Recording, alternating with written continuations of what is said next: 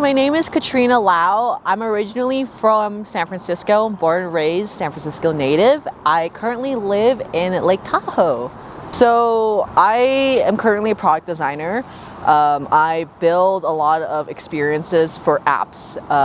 I spend a lot of time on the computer, and whenever I get engrossed in my work or I have a project, I do forget about my hobby and the things that I am passionate about. Work isn't particularly something that I would say. I love design and it is one of my passions, but when it is gets really busy, it can get really stressful, and I do spend a lot of time, a lot of hours just sitting on the couch, on the table, like at my office working, and then I forget about snowboarding, or there are days where I do have to sacrifice less snowboarding time so that I can work more. And it not necessarily because I have to work more, it just I feel like the need to be productive to work. Snowboarding is really important to me because it helps me bring out my creativity, and the most important thing is that it also helps overcome fear. I feel like I'm always a very scared, very shy person. So I do struggle with ADHD, and I do think that balancing between my work and my passion for snowboarding is extremely difficult. Aside from work, I carry so many hobbies. I have probably 20 hobbies right now. If you told me there was a rock right now, I'd probably be like, oh my god, let's go look at the rock. So it's really hard to balance.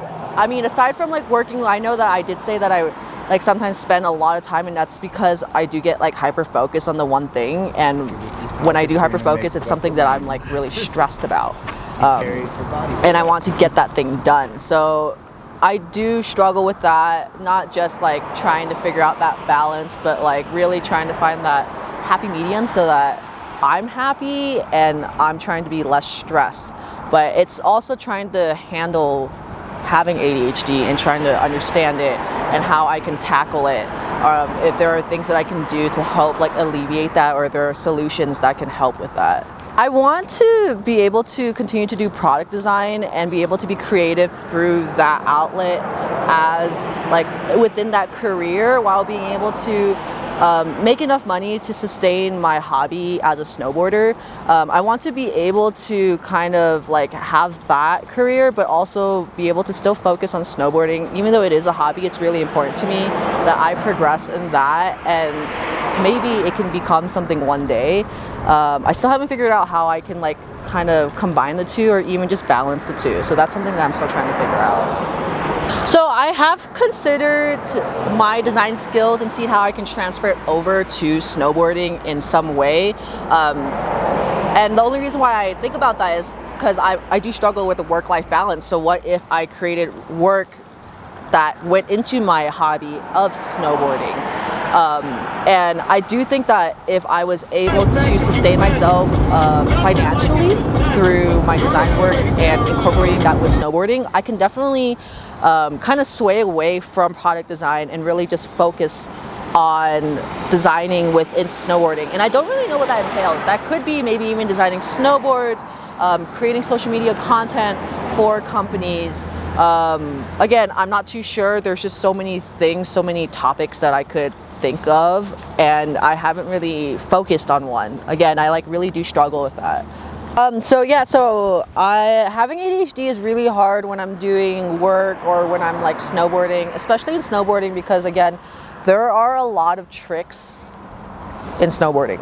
There are so many that I literally don't even know the names to a majority of them. I know the basic generic names, and it's very, very overwhelming. I try to really just focus on one thing for that one day, and I try not to pressure myself. So if I do want to kind of if I feel tired of learning another thing, and I see maybe even someone on the mountain doing something else, and I'm hey, I want to try that. I am gonna try that, and I actually don't know if this is a good way of progressing. It might create a slower progression, but it could create a happier progression for me. So it's not about progressing fast, it's about being able to progress while being happy doing a hobby that you really enjoy. Thank you so much. Thank you. So I have a social media, and I did this for myself where I show the progression of my snowboarding. And the series is basically day blank, so like day 1 of snowboarding until I become a pro.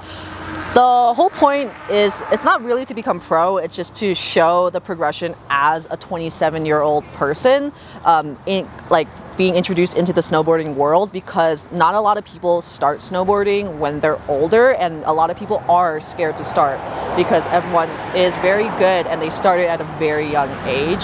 I do think that it can inspire people to even just start a new hobby in general, because it doesn't, like, I want to show people that it really doesn't matter at what point or what age you are. You can do literally anything you want. You don't have to be good at it.